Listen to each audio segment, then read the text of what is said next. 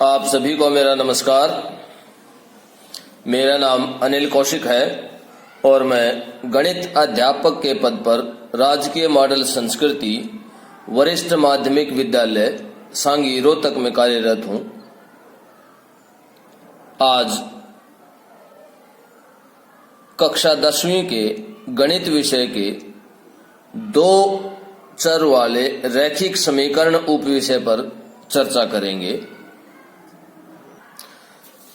जैसा कि आपको स्क्रीन पर दिखाई दे रहा है, 2 चर वाले रैखिक समीकरण। हमने जो पूर्व में वीडियो बनाई थी भाग 1 और भाग 2, जिसमें हमने चर्चा की थी कि 2 चर वाले कौन से होते हैं, रैखिक समीकरण क्या होते हैं और समीकरण क्या होते हैं। और जो भाग 2 वीडियो थी उसमें हमने चर्चा की थी कि 2 चर वाले रैखिक समीकरण को ग्राफ विधि से कैसे हल किया जाए। हमने ग्राफ विधि पर चर्चा की थी भाग 2 में। हम चर्चा कर चुके हैं।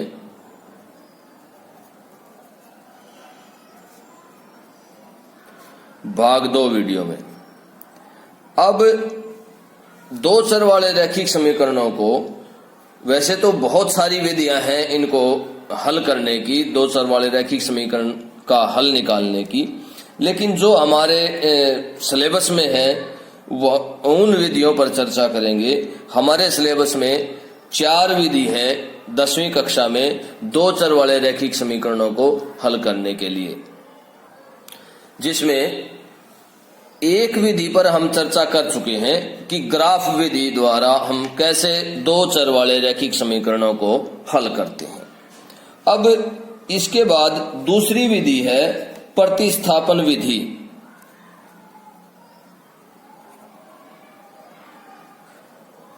प्रतिस्थापन विधि।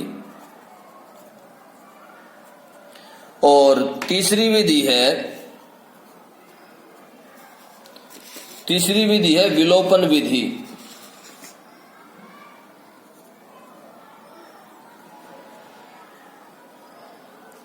विलोपन विधि। और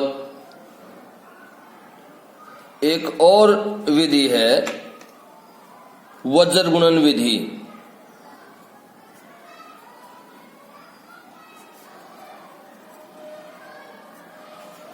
ये 4 विधियां हैं 10वीं कक्षा में 2 चर वाले रैखिक समीकरण को हल करने के लिए। अब जैसा कि आप सभी जानते हैं और उसी दौर से निकले हैं कि कोविड-19 का दौर था। पिछला वर्ष हमारा पूरा कोविड-19 के प्रकोप से बाधित रहा। तो इस वजह से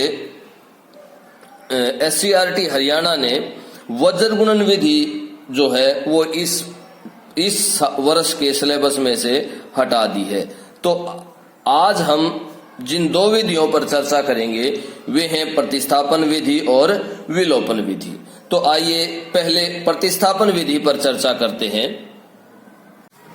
आइए प्रतिस्थापन विधि द्वारा कुछ क्वेश्चंस को हल करते हैं या प्रतिस्थापन विधि पर चर्चा करते हैं क्वेश्चनों को हल करने के लिए। सबसे पहले हम एक 2 चर वाले रैखिक समीकरण लेते हैं। एक समीकरण हमने लिया 7x - 15y = 2 और दूसरा समीकरण लिया हमने x + 2y = 3। ये 2 समीकरण हमने लिए हैं। देखिए 2 चर वाले रैखिक समीकरण है ये। रैखिक 2 चर कौन कौन से हैं? x और y। दोनों में x और y 2 चर हैं। और रैखिक समीकरण कैसे हैं कि चर की जो घात है वो क्या है? 1 है। दोनों समीकरणों में चर की घात क्या है? 1 है। तो ये 2 चर वाले हमने रैखिक समीकरण लिए हैं। अब प्रतिस्थापन विधि का कैसे प्रयोग करते हैं या कैसे प्रतिस्थापित करते हैं, देखिए सबसे पहले हम एक समीकरण, इन दोनों में से कोई भी समीकरण ले लेते हैं और उसमें एक चर की वैल्यू निकाल लेते हैं। देखिए कैसे, मैं इस समीकरण को ले रहा हूं, यहां से हम x की वैल्यू निकालेंगे तो क्या आ जाएगी 3 माइनस 2y।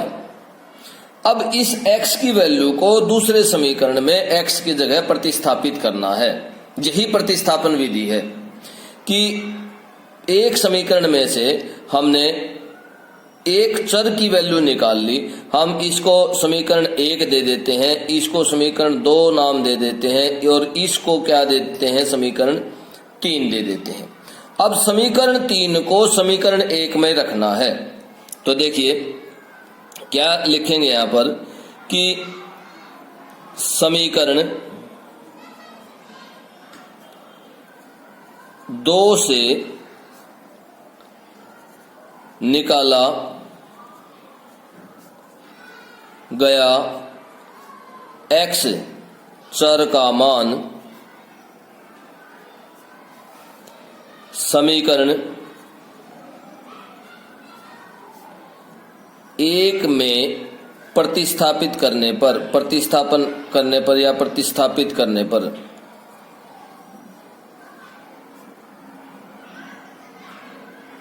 करें कि समीकरण 2 से निकाला गया x का मान समीकरण 1 में प्रतिस्थापित करें, या आप यहां ये भी लिख सकते हैं कि समीकरण 3 को समीकरण 1 में प्रतिस्थापित करें।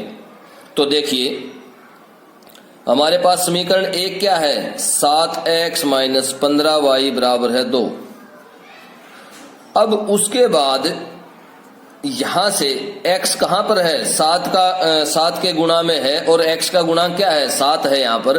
तो x की जगह हमें ये मान रख देना है 3 माइनस 2y।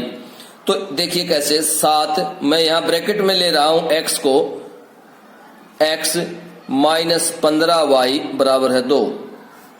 अब इसके बाद मैं 7 के साथ यहां इस x की जगह ये मान रख रहा हूं 3 माइनस 2y और माइनस 15y बराबर है 2।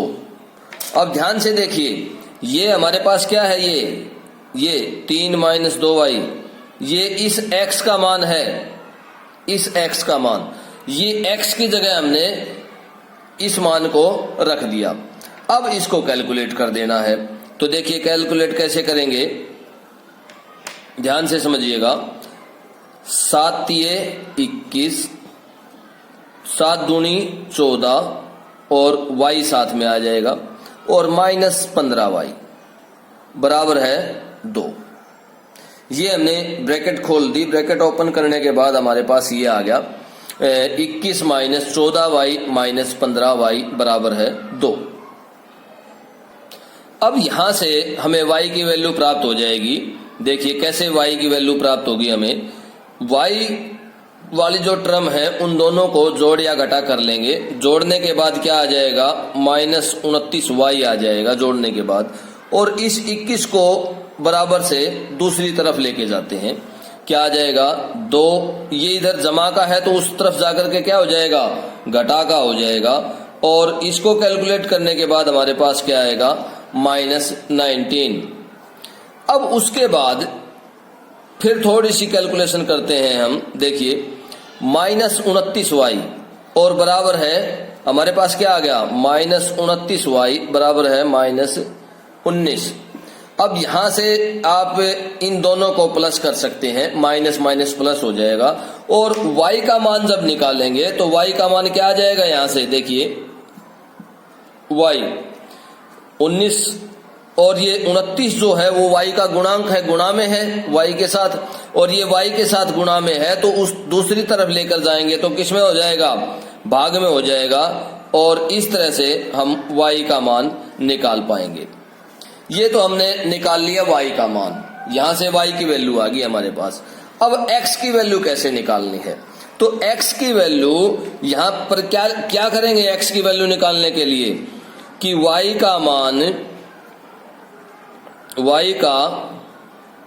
मान समीकरण 3 में रखने पर, समीकरण 3 में रखें या रखने पर, समीकरण 3 में रखें। अब देखिए पहले समीकरण देखते हैं 3 कौन सा है, थोड़ा सा ऊपर चलते हैं। ये देखिए ये हमने जो निकाला था ये समीकरण 3 है और यहां पर x बराबर है 3 माइनस 2y है। और यहां पर समीकरण में हम किसका मान रखेंगे, y का मान हम इस समीकरण में रख देते हैं। तो देखिए अब वापस वहीं चलते हैं, यहां से हमारे पास क्या आ जाएगा, समीकरण 3 क्या है हमारे पास, x माइनस 3 x बराबर है 3 माइनस 2y, और y को हम ब्रैकेट में कर लेते हैं। इसी तरह से देखिए x बराबर है 3 माइनस 2, y का मान हमारे पास क्या आया है 19/29, ये y का मान आया है। अब इसको हमें कैलकुलेट करना है और कुछ नहीं ज्यादा, इसमें x की वैल्यू हमें कैलकुलेट कर देनी है। यह आ जाएगी 3 माइनस और 38/29। इस तरह से हमें x की वैल्यू निकालनी है, और x की वैल्यू क्या आएगी हमारे पास, यहां से x की वैल्यू आ जाएगी, x बराबर है, सीधा कैलकुलेट कर देते हैं 49/29। तो इस तरह से x और y की वैल्यू हमने निकाली, और यही है समीकरण का हल। हमारे पास क्या आया, दोनों समीकरणों का हल क्या आया,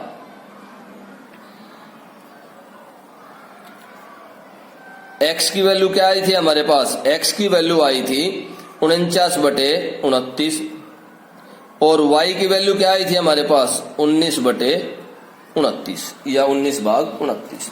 तो इस तरह से हमने प्रतिस्थापन विधि द्वारा इस दोनों दो चर वाले रैखिक समीकरणों को हल किया। तो इस तरह से हम प्रतिस्थापन विधि का प्रयोग करके दो चर वाले रैखिक समीकरणों को बहुत ही आसानी से हल कर सकते हैं। आइए, जैसा कि आपको स्क्रीन पर दिखाई दे रहा है, इस प्रश्न पर चर्चा करते हैं, इस क्वेश्चन पर चर्चा करते हैं।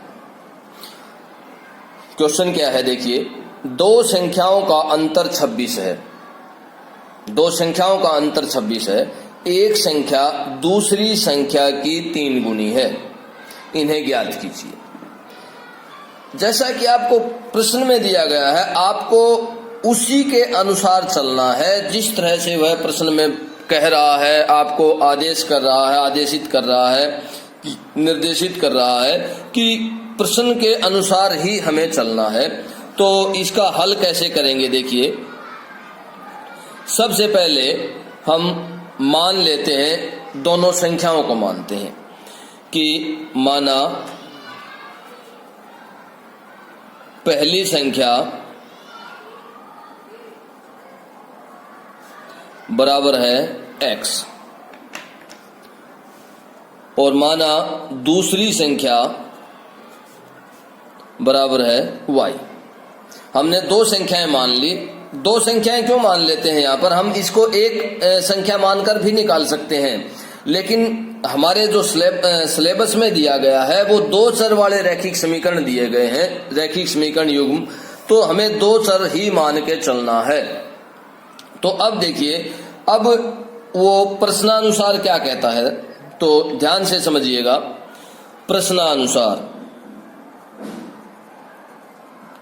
प्रश्न के अनुसार क्या है देखिए कि दोनों संख्याओं का अंतर क्या है 26 है। मतलब अगर हम दोनों को घटा दें, x माइनस वाई करें, तो कितने के बराबर आ जाएगा, 26 के बराबर आ जाएगा। ये हमें दिया गया है कि दो संख्याओं का अंतर 26 है। तो यहां से हमने समीकरण 1 निकाल लिया।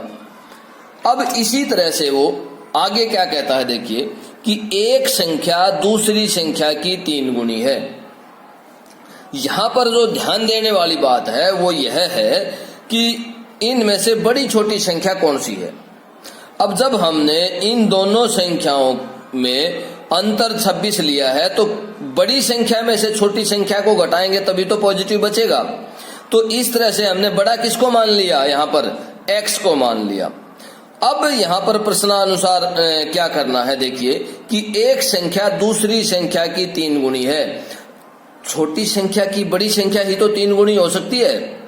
सिर्फ यहाँ पर ये बात ध्यान रखने की है कि कौन सी संख्या किसकी 3 गुनी है, क्योंकि इसने कुछ नहीं दिया इस तरह का। तो देखिए, जब हमने बड़ी संख्या x को मान लिया और छोटी संख्या y को मान लिया, तो इस तरह से जो y छोटी संख्या है, तो यहां पर x की वैल्यू किसके बराबर आ जाएगी? x बराबर है 3y, क्योंकि y छोटी संख्या है और y छोटी संख्या बड़ी संख्या, छोटी संख्या को अगर हम 3 से गुणा करेंगे तभी तो बड़ी संख्या आएगी। एक संख्या दूसरी संख्या की 3 गुनी है। यहाँ पर यह ध्यान रखने योग्य बात है कि कौन सी संख्या किसकी 3 गुनी है। तो जब हमने इस समीकरण में छोटी संख्या y ली है, तो यहाँ पर भी छोटी संख्या का ही 3 गुना बड़ी संख्या होगी। तो इस तरह से हमारे पास समीकरण नंबर आया 2। अब दोनों को हमें मिक्सअप करना है, दोनों समीकरण को, मतलब समीकरण और 1 या 2 से, या यहाँ पर जो x की वैल्यू आई है हमारे पास 3y, वो समीकरण 1 में रखने पर यहाँ x बराबर है 3y समीकरण 1 में रखने पर, देखिए समीकरण 1 में रखने पर क्या होगा? x की जगह हम क्या रखेंगे? देखिए समीकरण क्या है हमारे पास? x माइनस वाई बराबर है 26। तो आगे देखिए कि x की जगह हमें क्या रखना है? 3y रखना है। तो रखिए 3y माइनस वाई बराबर है किसके आ गया हमारे पास? 26 के बराबर आ गया। और नेक्स्ट क्या बनेगा? 3y में से 1y घट जाएगा, क्या आ जाएगा? 2y किसके बराबर आएगा? 26 के बराबर आ जाएगा। और इसी तरह से जब हम y का मान निकाल लेंगे तो वो क्या आ जाएगा? 26/2। ये 2 जो है यहाँ y का गुणांक है, गुणा में है, तो उस तरफ लेके जाएंगे तो कहाँ चला जाएगा? भाग में चला जाएगा। तो इस तरह से हमें प्राप्त हुआ y का मान हमें क्या प्राप्त हुआ? यहाँ काट देंगे इसको, काटने पर या भाग देने पर y की वैल्यू क्या आ गई हमारे पास? 13। y की वैल्यू क्या आई हमारे पास? 13 आ गई। अब y का मान समीकरण 2 में रखने पर, समीकरण 2 में रखते हैं y के मान को, तो देखिए क्या होता है। समीकरण 2 हमारे पास क्या है? x बराबर है 3y। तो समीकरण 2 में रखते हैं, ध्यान से समझिएगा। x माइनस x बराबर है 3y, और यहां से x किसके बराबर आ जाएगा? y का मान रखने से 3, y की वैल्यू क्या है? 13 है। और इस तरह से x का मान जो हमारे पास आया वो क्या आ गया? x का मान x बराबर है 39। तो हमारे पास दोनों मान आ चुके हैं हमारे पास, x का और y का। तो अंत में क्या लिखेंगे कि दोनों समीकरण युग्म का, या पहली संख्या जो है वो क्या आ जाएगी हमारे पास? पहली संख्या हमने जो मानी थी वो क्या आई हमारे पास? पहली संख्या बराबर है x बराबर है 39। और इसी तरह से दूसरी संख्या क्या आएगी हमारे पास? दूसरी संख्या y का मान है वो क्या आ जाएगा? बराबर है 13। तो इस तरह से हमने इस क्वेश्चन का हल निकाला। आइए अब 2 चर वाले रैखिक समीकरणों को हल करने की विलोपन विधि पर चर्चा करते हैं कि विलोपन विधि द्वारा किस प्रकार 2 चर वाले रैखिक समीकरणों को हल किया जाता है। देखिए हम एक यहाँ पर 2 चर वाले रैखिक समीकरण लेते हैं, x जमा वाई बराबर है 5 और 2x माइनस 3y बराबर है 4। ये हमने 2 रैखिक समीकरण लिए हैं 2 चर वाले। अब इसमें विलोपन विधि किस प्रकार लगाई जाती है? विलोपन विधि में हम गुणांकों को बराबर करते हैं। जैसे इन दोनों में हम x के गुणांकों को बराबर करना चाहें, देखिए इसमें क्या है? x का गुणांक 2 है, इसमें x का गुणांक क्या है? 1 है। अगर मैं इस समीकरण को, पूरे समीकरण को 2 से गुणा कर दूं तो दोनों जो है x के गुणांक बराबर हो जाएंगे। तो देखिए किस प्रकार करते हैं कि समीकरण 1 को इसको समीकरण 1 नाम दे देते हैं और इसको समीकरण 2 कहते हैं। अब समीकरण 1 को 2 से गुणा करते हैं। क्या लिखेंगे यहां पर कि समीकरण 1 को 2 से गुणा करने पर 2 से गुणा करने पर किस तरह से गुणांक बराबर होते हैं। देखिए 2x जमा y बराबर है 5।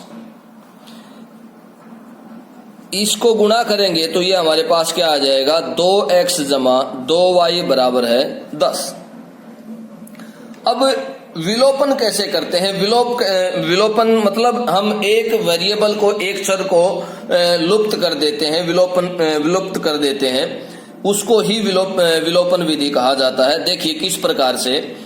अब हम समीकरण 2 को और इसको समीकरण 3 नाम देते हैं, ऊपर नीचे रखते हैं और घटाते या घटाना या जोड़ना होता है। देखिए कैसे रखते हैं हम 2x माइनस 3y बराबर है 4। अब इस समीकरण को 3 को रखते हैं, यहां पर 3 को कैसे रखेंगे 2x जमा 2y बराबर है 10। अब ध्यान से समझिएगा कि विलुप्त कैसे किया जाता है इन दोनों को घटाने पर। अब जब इन दोनों को घटाया जाएगा, इस समीकरण में से ये समीकरण घटाया जाएगा तो इस समीकरण के जो चिन्ह है वो बदल जाएंगे। ये प्लस का माइनस का हो जाएगा और ये प्लस का है तो ये भी क्या हो जाएगा माइनस का हो जाएगा। और इस तरह से 2x में से 2x घटेंगे तो 0 आ जाएगा हमारे पास। और यहां पर दोनों ही माइनस के हैं तो क्या आ जाएगा, दोनों माइनस के हैं तो 3 और 2 5, यह आ जाएगा -5y।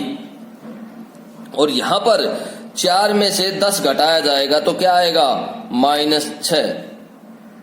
अब y की वैल्यू हम यहां से निकाल सकते हैं। इसमें से y की वैल्यू जब हम निकालेंगे तो देखिए किस तरह से निकलेगी, -5y = -6। और यहां से y की वैल्यू क्या आ जाएगी -6/-5 या 6/5। ये हमारे पास y की वैल्यू आ गई 6/5। इस तरह से हमने एक वेरिएबल की वैल्यू यहां से निकाल ली। अब दूसरे वेरिएबल की वैल्यू कैसे निकालेंगे। देखिए दूसरे वेरिएबल की वैल्यू हम y की वैल्यू या तो 1 में रख देते हैं या 2 में रख देते हैं। किसी में भी y की जगह हम एक समीकरण में या 2 समीकरण में रखने पर x की वैल्यू निकाल सकते हैं। तो देखिए कैसे, मैं समीकरण 1 में रखता हूं तो यहां पर क्या लिखेंगे कि y का मान समीकरण 1 में रखने पर, इस तरह से समीकरण 1 में रखेंगे y का मान तो हमारे पास क्या आएगा। देखिए समीकरण क्या है हमारे पास, समीकरण है x जमा y बराबर है 5। अब y का मान क्या है 6/5, तो 6/5 यहां पर रखते हैं, x जमा 6/5 बराबर है 5। अब यहां से x की वैल्यू निकालनी है हमें और कुछ नहीं करना है। तो x बराबर है कितना आ जाएगा 5 - 6/5, x की वैल्यू आ जाएगी। तो इस तरह से x की वैल्यू हमारे पास आएगी, x बराबर है 25 - 6/5, ये एलसीएम ले लिया गया है और यहां से क्या आ जाएगा 19/5 आ जाएगी। तो इस तरह से हमने दोनों समीकरणों का हल निकाला। तो x की वैल्यू क्या आई हमारे पास, x की वैल्यू आई 19/5 और y की वैल्यू क्या आई हमारे पास 6/5। तो इस तरह से दोनों समीकरणों का हल हमने निकाल लिया। तो इस प्रकार विलोपन विधि द्वारा हम कैसे समीकरणों को हल करते हैं हमने सीखा। तो आशा करता हूं अंत में यही कि आप विलोपन विधि को और प्रतिस्थापन विधि को अच्छी प्रकार से समझ पाए होंगे। आइए विलोपन विधि का प्रयोग करते हुए जो आपको स्क्रीन पर 2 समीकरण दिखाई दे रहे हैं इनका हल निकालने का प्रयास करते हैं। देखिए विलोपन विधि का प्रयोग करने के लिए हमें चर का जो गुणांक है वो बराबर करना है। अगर हम इस समीकरण को, पहले समीकरण को अगर हम 2 से गुणा कर देते हैं तो वो दूसरे समीकरण के जो x का कोफिशिएंट है वो बराबर हो जाएगा। तो देखिए, इसको 2 से गुणा करते हैं, 2x जमा 3y बराबर है 8। तो ये क्या हो जाएगा, 4x जमा 3 दूनी 6y और 8 की और 2 की गुणा करेंगे तो कितना आ जाएगा, 16 आ जाएगा। इसी तरह से अब दोनों को ऊपर नीचे रखते हैं, जिस तरह से विलोपन विधि में हम अक्सर देखते हैं, करते हैं। दोनों को ऊपर नीचे रख लिया या पहले समीकरण में से दूसरे समीकरण को घटा दिया। अब देखिए, घटाने के बाद हमारे पास क्या आएगा, घटाने के बाद ये प्लस का चिन्ह है माइनस का हो जाएगा और इसका प्लस का चिन्ह है, इसका भी क्या हो जाएगा, माइनस का। और यहां से क्या आया, यहां से ये भी 0 हो गया और ये भी क्या हो गया, 0 हो गया। और यहां पर क्या बचा है, देखिए यहां पर बचेगा 9, जो कि ये क्या है, कंट्राडिक्शन है। 0 तो 9 के बराबर हो ही नहीं सकता। क्या ये संभव है कि 0 और 9 बराबर हो? यह कथन असंभव है। यह कथन या यह समीकरण या यह कथन असंभव है और ये स्टेटमेंट जो है वो असंभव स्टेटमेंट है, कथन असंभव है। तो इसलिए इन दोनों समीकरणों का कोई सारव हल नहीं है। इस तरह से क्या कहेंगे हम कि इनका कोई भी सारव हल नहीं है या दोनों समीकरणों का कोई हल नहीं है। अब एक बार हम जो कंडीशन होती है हमारे पास कोई हल नहीं की, वो भी जांच करके देख लेते हैं दोनों समीकरण से। तो देखिए, कंडीशन क्या होती है, कोई हल नहीं हो। जब कोई हल नहीं हो, नहीं, तो उसके लिए क्या कंडीशन होती है, जैसा कि आपको स्क्रीन पर दिखाई दे रहा है कि कोई हल नहीं होता। उसके लिए क्या कंडीशन होती है कि A1 बटे A2 B1 बटे B2 के बराबर हो, पहला रेशियो बराबर हो और दूसरा रेशियो बराबर ना हो। और बिल्कुल सेम कंडीशन है यहां पर भी। देखिए, A1 क्या है, 2 है, 2 बटे A2 क्या है हमारे पास, 4 है, B1 क्या है, 3 और B2 क्या है हमारे पास, 6, C1 क्या है, 8 और C2 क्या है हमारे पास, 7।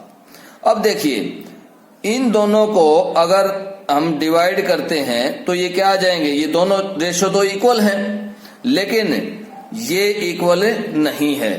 तो इस तरह से हम देखते हैं कि इन दोनों समीकरणों का कोई भी हल नहीं है, सारो हल नहीं है। तो इस तरह से हम इसको सोल्व करेंगे और यहाँ पर यह कथन लिखेंगे कि यह कथन असंभव है, इसका कोई भी हल नहीं है। तो इस प्रकार इस तरह के क्वेश्चंस को सोल्व करेंगे। और अंत में यही आशा रखता हूं कि जो भी चर्चा हमने इस वीडियो में की है वो आपको समझ आई होगी और आप अच्छी प्रकार से 2 चर वाले रैखिक समीकरण युग्म को हल कर पाएंगे। बहुत बहुत धन्यवाद।